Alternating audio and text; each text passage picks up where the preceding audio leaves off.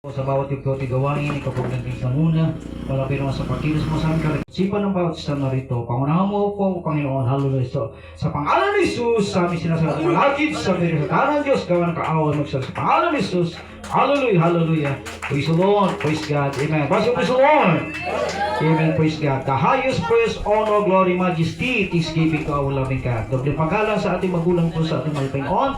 Ating po beloved Pastor Evangelist Brother Sada Almeida, beloved Pastor Lina Comon Almeida, beloved Almeida family, sa aming kamagagawa, na kayo ang mga awit at manugtog, at sa the blessing of the Lord with us. Our topic for today, the Church Anniversary Celebration. Amen. Yan, ang pagtadaos o selebrasyon ng isang iglesia.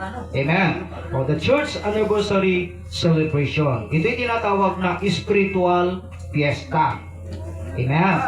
Bakit spiritual fiesta? Makikita natin mamaya. Kasi kapag mayroong anniversary, natural, naghahanda rin ng salo-salo, pagkain. Kaya yun tinatawag na spiritual fiesta. Unlike sa sanlibutan, pag fiesta, meron pang peryahan. Amen. Pero sa spiritual fiesta, tayo po ay sumasamba sa Diyos, nagpupuri sa Malapinon, tapos ng gawain, meron tayong kunting salo-salo. Yun ang tinatawag na spiritual fiesta. Amen. Pero ang ating aralin ay the Church Anniversary Celebration. Kasi 1 year na dito sa Kakayungan. Amen. Exodus tayo. Dito tayo, verse to verse tayo. Meron tayong 13 verses. Exodus chapter 13, 1 to 10. Tignan po natin ang mga Israelite during paglabas nila sa Ehipto. Yeah. Exodus 13, 1 hanggang 10. Alternate tayo latan, Tagalog din, mamaya sa susunod na versikulo ay Ilocano. Amen. Praise the Lord. Sa aklat po ng Exodus, Kapitulo 13, talata 1 hanggang 10, ganito po ang sabi. At ang Panginoon ay nagsila kay Moises na sinasabi, pakabalinin mo sa akin ang lahat ang mga panganay, anumang magbubukas ng bahay bata sa mga anak ni Israel, maging sa tao, maging sa hayop ay sa akin. Yes? At sinabi ni Moises sa bayan, alalahanin niyo ang araw na ito na inalis ninyo sa Ehipto, sa bahay ng pagkaalipin, sapagkat sa pamamagitan ng lakas ng kamay at hinango kayo sa Panginoon. Sa dakong ito, walang sino mang kakain ng tinapay na may libadora. 4. Sa araw na ito ay umalis kayo sa buwan ng Sa-Abib.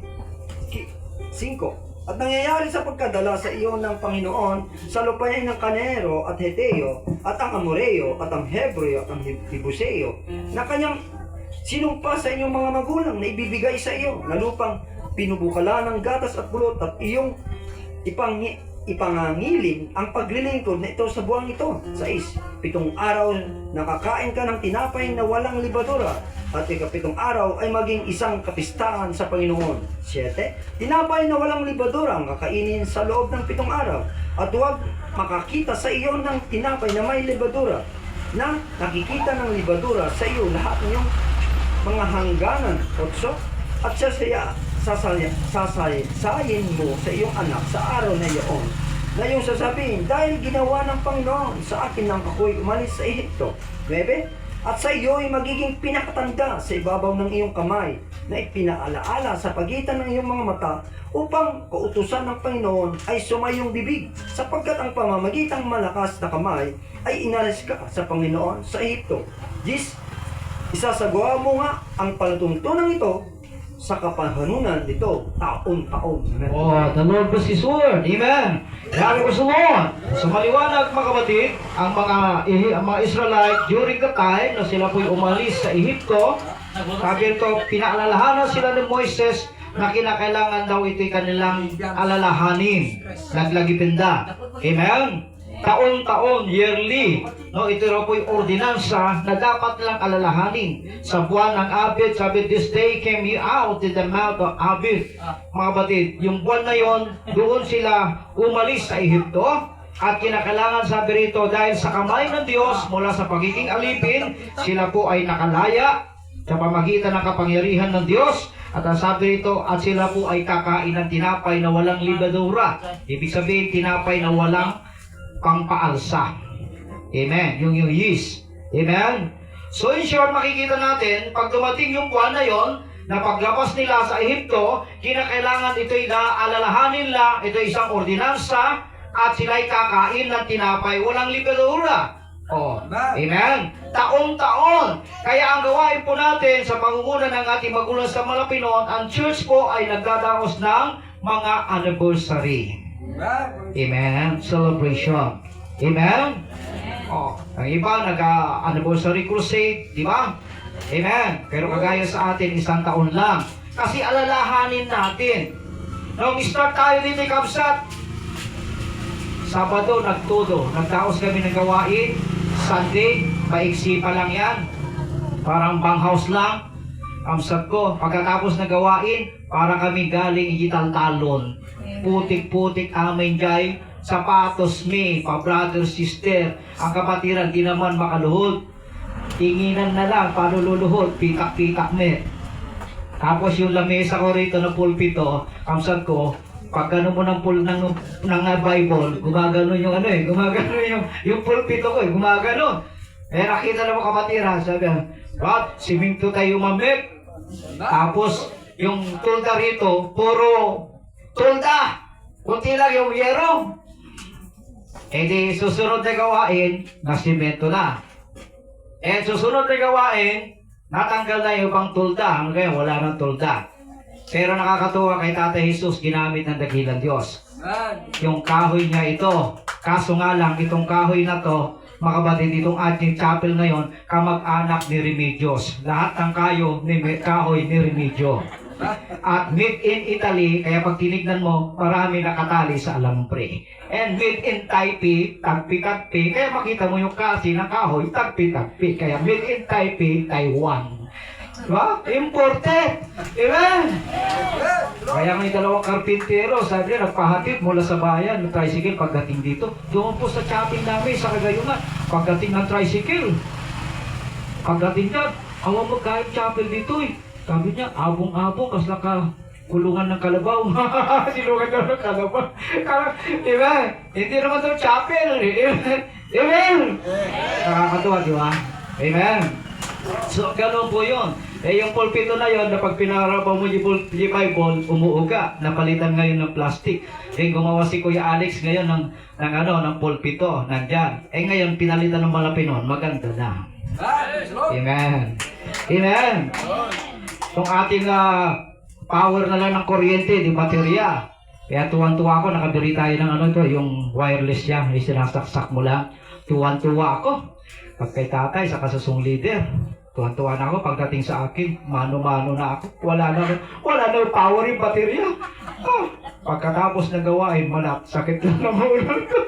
Amen.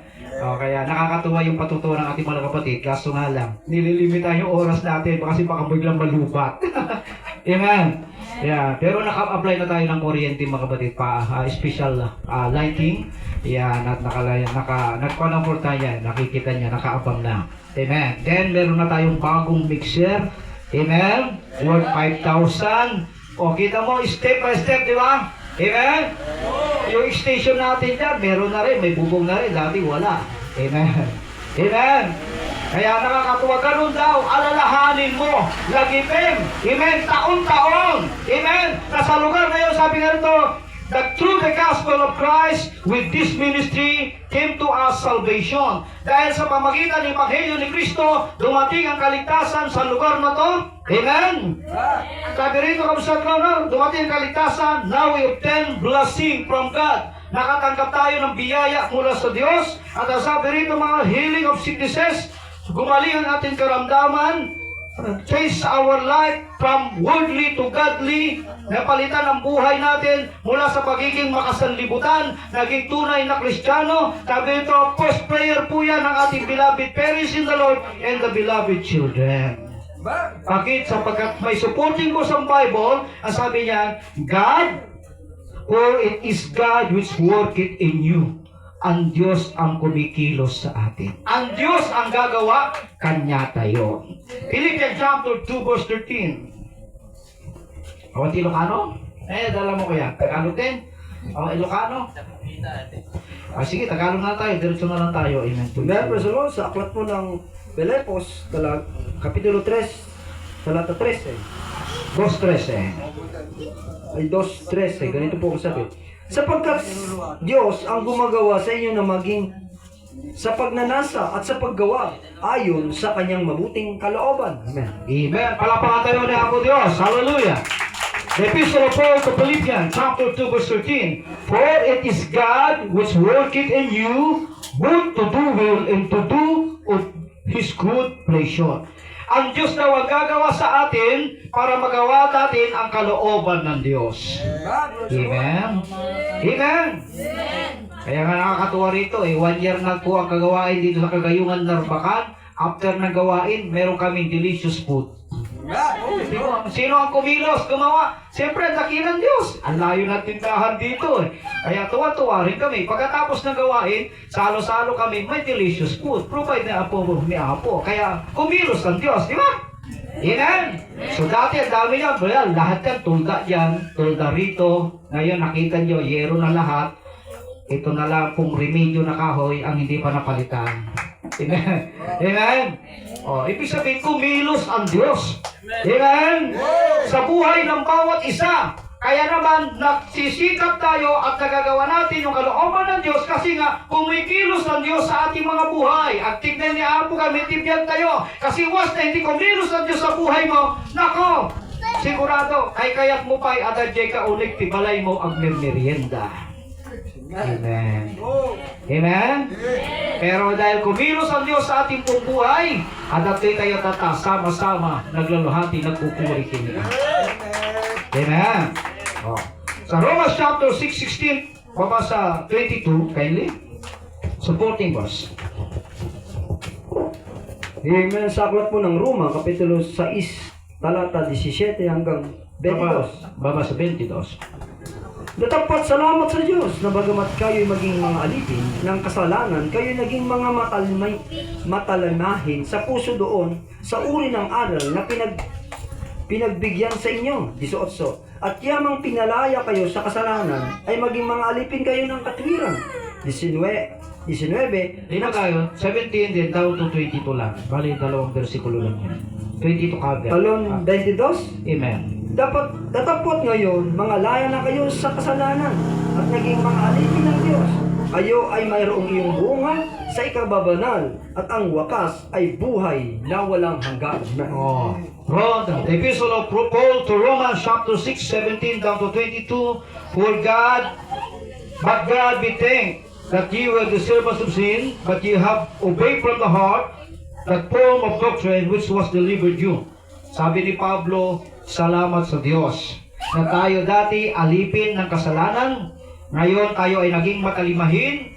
Natuto tayo sumurot ipagayatan ni Apo Diyos dahil daw sa Ebanghelyo, sabi rito mga kapatid, no? Dahil sa aral, doktrina na ikinasaba, na yara na ituro sa atin. Kaya nga tayo itinuruan ng ating magulang sa malapiro. Kaya tayo natutong sumurot, ipagayatan ni Apo Diyos. Natuto tayong maglingkod sa Diyos. Sa 22, but now being made free from sin and became servants to God, ye have your fruit unto holiness and the end everlasting life. Amen. Amen. Kita nyo kapsat ko, napalaya na tayo sa kasalanan dahil may nangaral sa atin na salita ng Diyos at naging alipin na tayo ng Diyos, hindi na alipin ng kasalanan. Ang sabi rito, may bunga na po ng kabanalan at ang dulo nito ay buhay na walang hanggan. Kaya sa gawain natin, di ba, makita nyo, papaultimo, kabanalan ipinapangaral. Amen. Sa brother, sa sister, pinapangaral ang kabanalan. Kapag sabi nga nito, ang bunga nito, ang dulo nito ay eternal life. Amen? Amen? Kaya nga may kwento dyan Magandang kayo kain. May kwento dyan Sa ibang fellowship kasi, yun, pag nagpalda sila, mahaba yung dito, kulang sa sinulit dito. Diba? Hanggang dito. Ang tawag daw doon ay, pag may, yung dito mo ay kurang sa sinulit, ang tawag daw ay follow me. Sumurot ka kanya. Amen? Pag nandito na sa tagiliran at hanggang dito, di iriyan na, kulang sa sinulit, ang tawag daw dyan ay beside me. Paano pag nandito na, kulang sinulit, sabi niya, it's up to you. Bahala ka na. Ganun yung sa lipot, di ba? Amen? Pero sa atin hindi. Ipinag-aral, itinuro, ng kabanalan sa pamumuhay sapagkat ang nagbubunga ito na tinatawag na eternal life. Amen?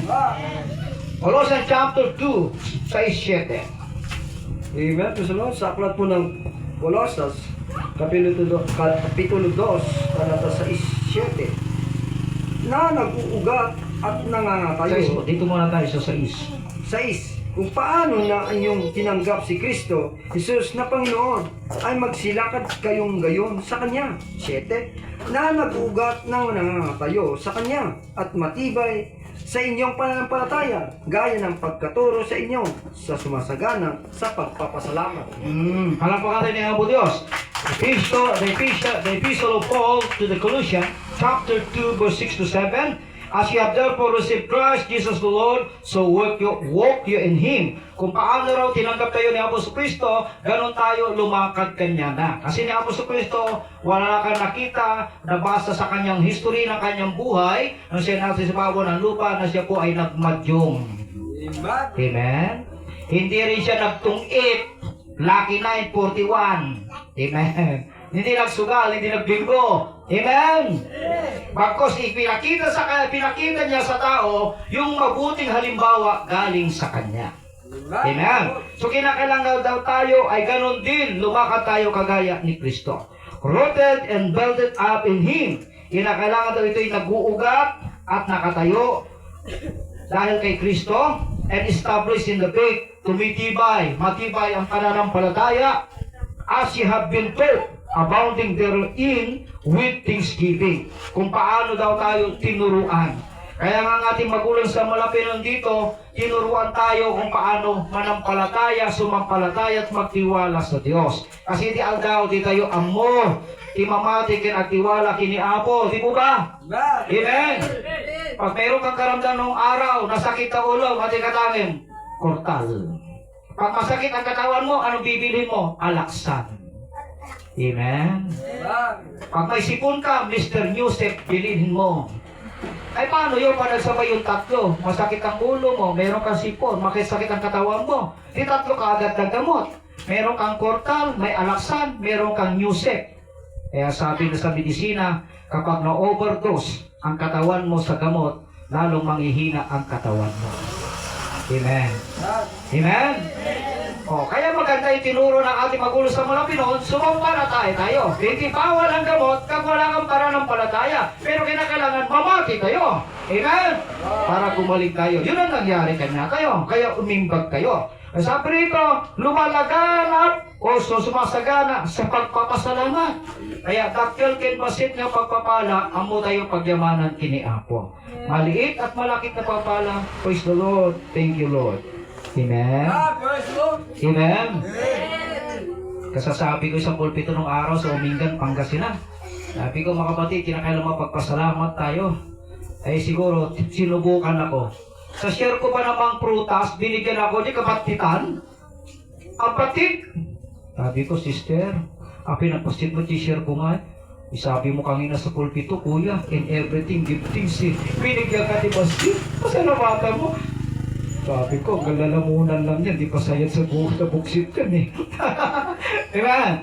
Sabi raw, be thankful daw. Colossians chapter 3, verse 15. Amen. Personal sa aklat po ng Colossus, Kapitulo 3, talata 15. Ganito po ang sabi.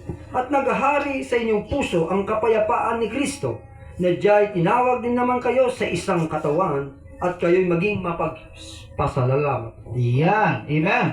Epistle of Paul to Colossians chapter 3, verse 15. And let the peace of God roll in your heart, to the which also you are called in one body, and be ye thankful.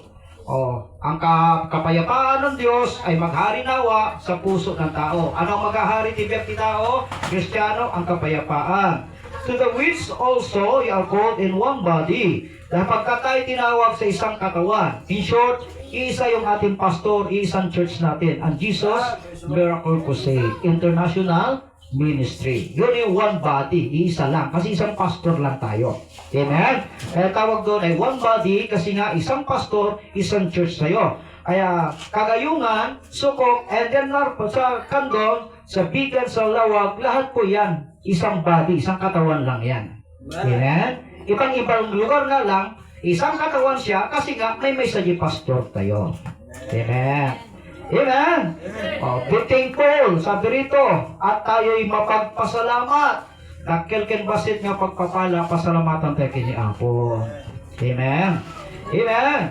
Oh, yung yari ka kapsat ko niya karubang. Pag yung kapitbahay mo, pinadigwan na ka, already kaya giluto na, salamat ko na. Apay, kasi sa sunod na glutong to ajay na yung imas to, ikan na kan tumanin. Di mo ba? Pero kapag pinadigwan na ka, kitang na imas, di mo na imas, titid mo, sabi ko na, sinakan to ikan. Pero kahit hindi masarap yan, binigyan ka, nagpasalamat ka, susunod bibigyan ka. Baka special na. Amen. Oh, Psalms chapter 96 verse 8, malapit na tayo matapos. Amen. Sa aklat po ng Awit, Kapitulo 96, 8. talata 8, ganito po ang sabi, magbigay kayo sa Panginoon ng kalwalatian ukol sa kanyang pangalan. Kayo'y magdala ng handog at magsipasok kayo sa kanyang mga looban. Oh. The book of Psalms chapter 96 verse 8, give unto the Lord the glory due unto his name, bring an offering, and come into his court. Oh. Bigay natin ang kalulutian na rapat sa Diyos, magdala tayo ng handog, sabi nga rito, at tayo pupunta sa bahay-sambahan. Kaya kapag dumalo tayo, may mga anniversary, church anniversary celebration, may nagdadala ng mga pagkain, mga prutas, amen? Aside yung kalantites, may nagdadala ng pagkain, amen? Sabi nga ni Tatay Jose, first time ko narinig, sa tagal ko na-assign, amsat ko, 1988 ako na-save, naging single square ako 1989, naging preacher ako 96, nag-worker ako 1995, naging preacher ako 1996, at inauthorize akong preacher ng Bilabid Mama Dirmala Pastor 2001 sa Alas Asin. Pagdating dito sa prayer, sa pagkain, sabi ni Tatay Jose, Malapino, bless our delicious food. Oh, amen! Pero tuwa-tuwa tuloy ako, delicious food. Amen! Amen! Oh, so merong pagsasaluhan pagtapos ng ating panambahan. Amen! Ating handog, pasalamat natin sa dakilang Diyos. Amen! Psalms 143 verse 5. Amen. Praise the Lord. Sa aklat po ng Awit, Kapitulo 14 po. 5. 145 verse 5. Ay, 143 verse 5. Brother. Sa aklat po ng Salmo. Salmo, 140, 43. 140, Yeah. 143, 3. talata 5. 5, ganito po.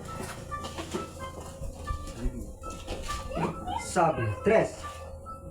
Sapagkat pinag-usig ng away. Hindi pa tayo. 5. I remember the days of old.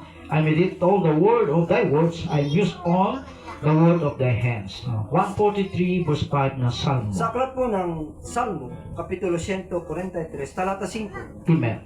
Aking nalaala ang mga araw ng una, aking ginugunita ang lahat ng mong mga gawa, aking binubulay ang gawa ng iyong mga kamay.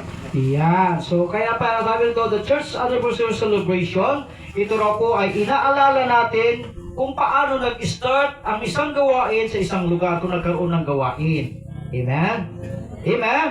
Eh kung hindi ginamit ng Panginoon ang dakilang Diyos ang ating pong beloved Tatay Jesus, di na tayo inigkanti kayo nga puro remedyo. Pinagkasya natin.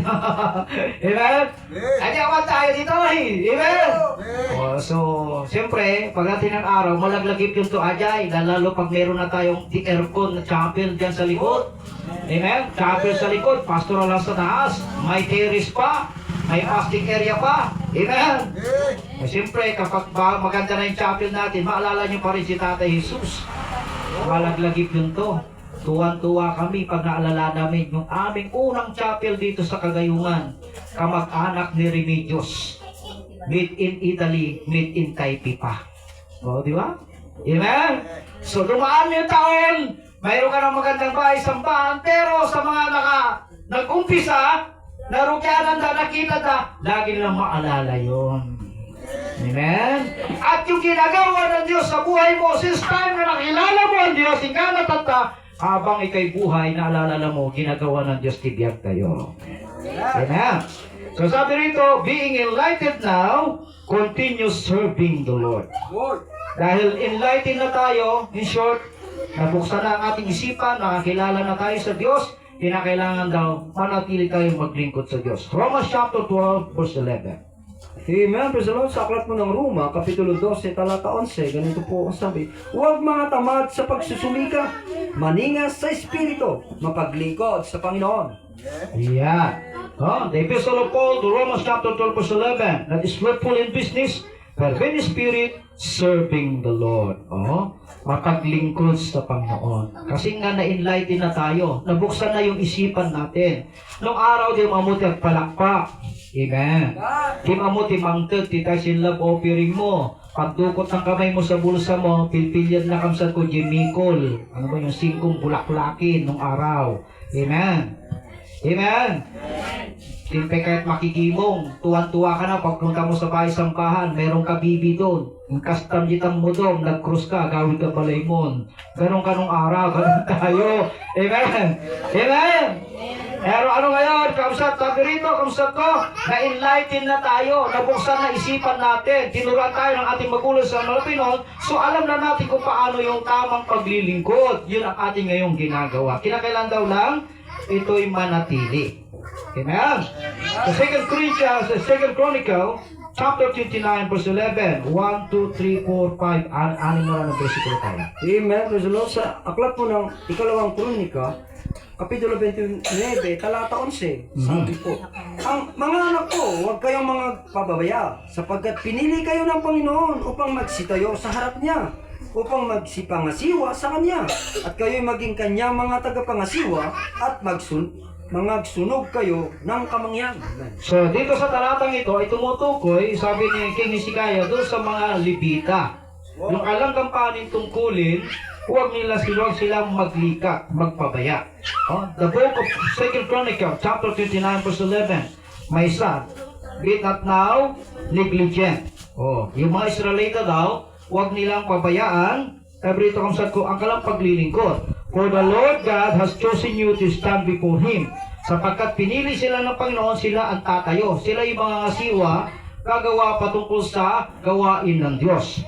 Amen. To serve Him, and that you should minister unto Him and burn incense. So sila yung mga ngasiwa sa spiritual na bagay. Kagaya sa amin bilang manggagawa, huwag daw namin kaming magpabaya sa aming kampanin tungkulin bilang worker, bilang mga ngaral, at kayo naman bilang kapatiran, anuman ang iyong kampanin tungkulin sa church, huwag din pabayaan. Amen? Sapagkat pinili tayo ng Diyos, para patuloy tayong maglingkod Kanya na. Amen? Amen?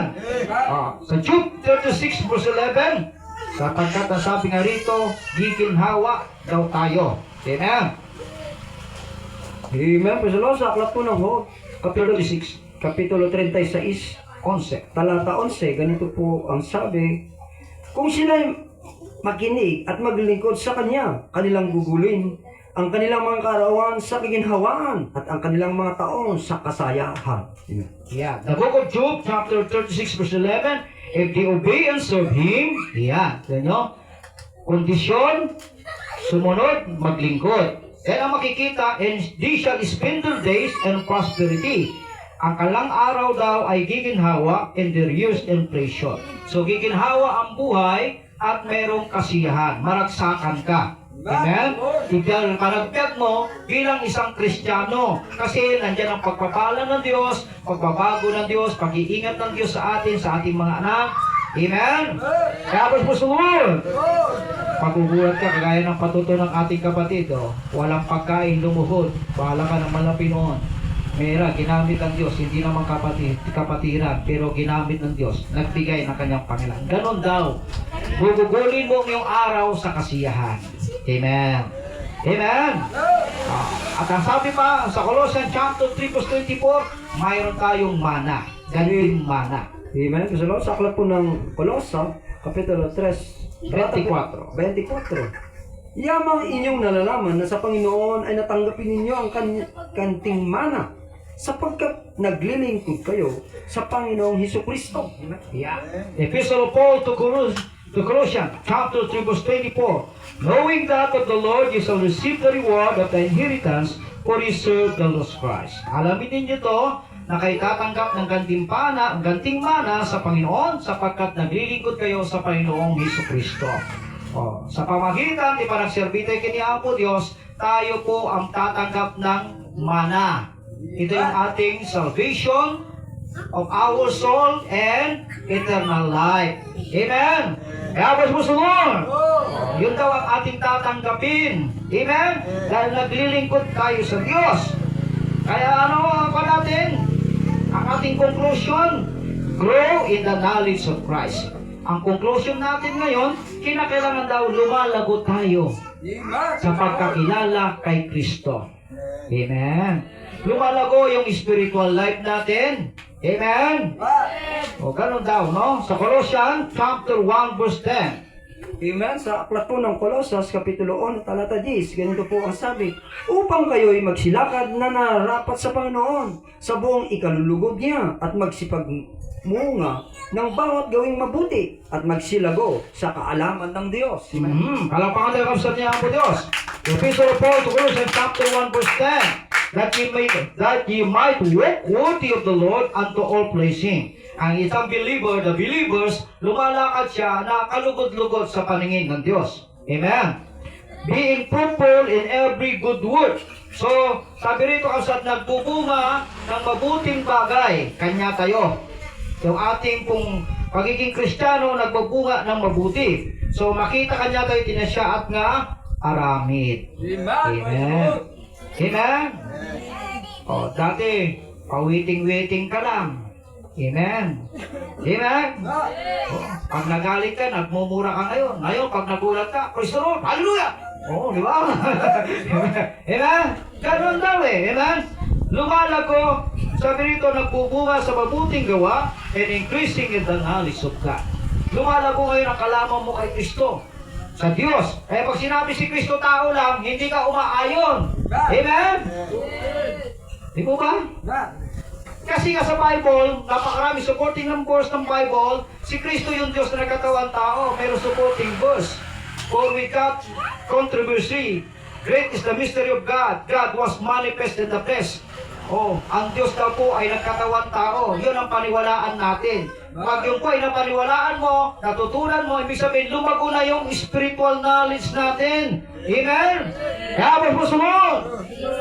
Kaya natuti magipakingka-kingka kita, ni Kristo tao lang. Siyempre, hindi mo ayunan ngayon yun. Pag hindi ka lumago yung kaalaman mo, ni Kristo tao lang, magpaiso siguro, kasi nailan sa isuna, kunayang tumahit. Amen?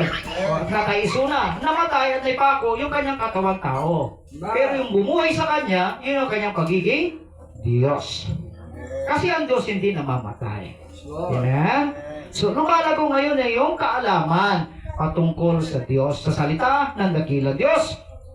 Sa 2 Peter chapter 3 verse 18, last verse natin. Nanda nating awitin, give thanks. Amen. Praise the Lord. Sa aklat po na unang ikalawang Pedro, Kapitulo 3, talata 18. Ganito po ang sabi, datapwat magsigilago kayo sa biyaya at sa pagkakilala sa ating Panginoon at tagapagligtas na si Jesucristo.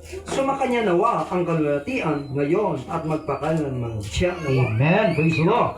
Epistle of Peter, chapter 3, verse 18, last verse. But grow in grace. Lumago tayo sa biyaya. And the knowledge of our Lord and Savior Jesus Christ. Lumago ang pagkakilala sa ating Jesucristo, ang tagapagligtas, at sa to Him be glory both now and forever. Amen. Ngayon at magpakailanman. So, naiintindihan po natin ang ating aralin. The Church Anniversary Celebration. Amen. Ang pagkadaos ng anibersaryo ng isang iglesia. Kagaya sa atin, mabot tayo ngayon ng 1 year sa prayer po ng ating magulang sa Malapino and then beloved children. Kaya nakaabot tayo. Although ganito pa yung kalagayan po natin, pero isang araw pagpalain tayo ni Apo Diyos. Give thanks mga kapatid. Tayo umawit. Hallelujah. Magpasalamat tayo sa dakilang Diyos. Give thanks.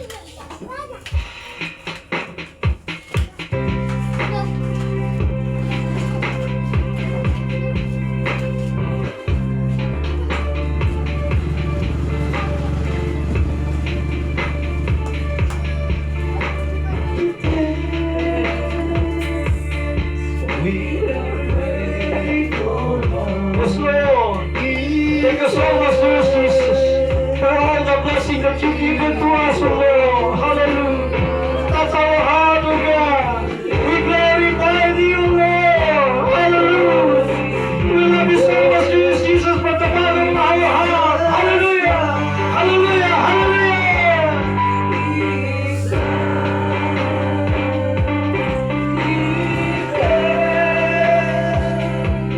With a grateful heart, give thanks to the Holy One.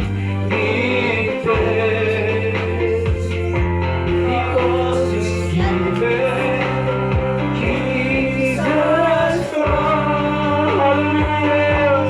He's hallelujah, hallelujah, hallelujah. Let the weak say, I am strong. Kami naman sa mga awitin tayo.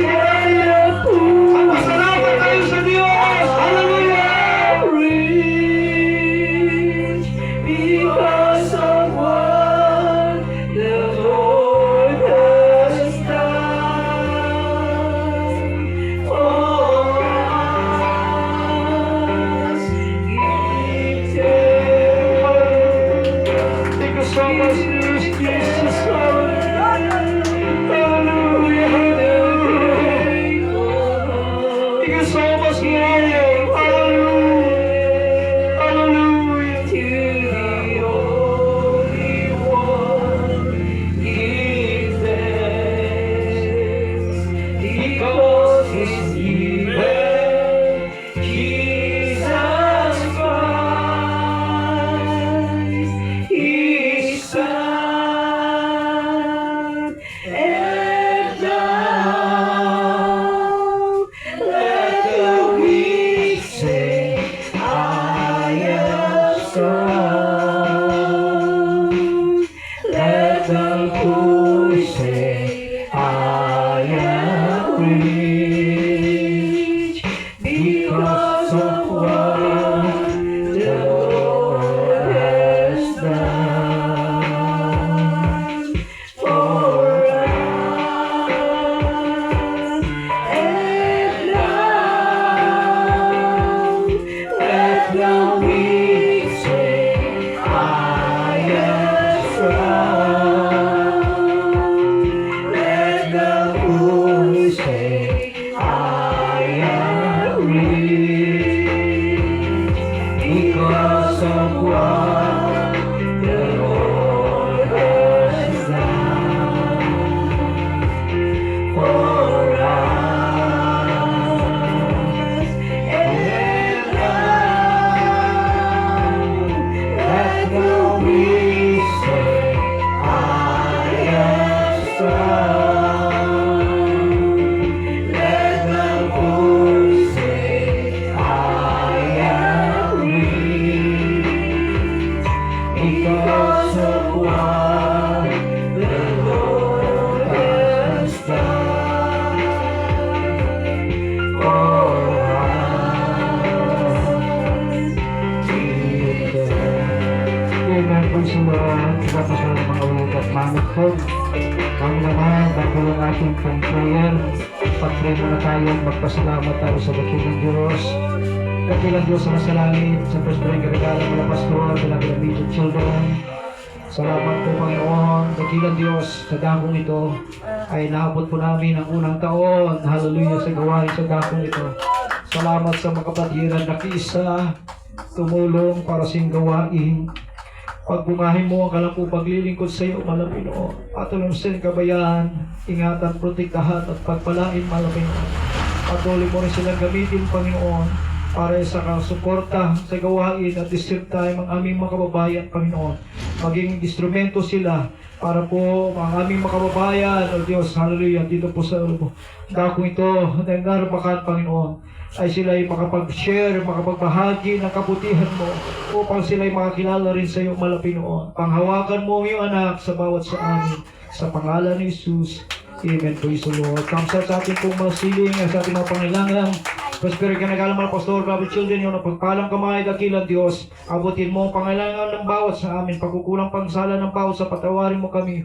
Dakilang Diyos, tingin mo, hinaing yung mga anak, lugasin ang mga problema, pagaling mataglay na karamdaman. Sa bagay ko sa kami mahina dong ikapalas kasin, gawing matag matibay, dagdagan mo ang pananampalataya, dakilang Diyos. Turuan mo kami ng makasunod sa iyong kalooban. Abutin mo kami makapitbahay, kababayan ni Simblabos, dakilang Diyos, kasama ang iyong manak na maglilingkod sa iyo, para kami magbana ng kaligtasan at buhay na walang gan sa pangalan ni Jesus. Amen. Mga kapatid sa ating masiling, sa Prospero ka nag-alabang, Pastor, Beloved Children, aming sama-sama sinasaway ang makaramdamang cancer, leukemia, diabetes, pagkabulag, pagkabingi, panlalabo ng mata, arthritis, diabetes, kahirapan, bisyo, kawalan, high blood, nagkatrangkaso, gawa ng kaaway, mag-silice ka lahat sa mga kanyang pangalan ni Jesus, makahirapan mo siya sa pangalan ni Jesus. Hallelujah! Hallelujah! Hallelujah! Handle also problem in Jesus' name. Amen, amen. Praise the Lord. Praise God. Dawatot po kamsa, tayo po itumagar. And let us shout and jump 3 times yung shout. Hallelujah! Hallelujah! Hallelujah! Praise the Lord. Praise God, amen. God bless you po kamsa at naimbag po nga malayo. We love you so much. But Jesus loves you more and more. Amen. Praise the Lord. At mga kapatid, every Friday,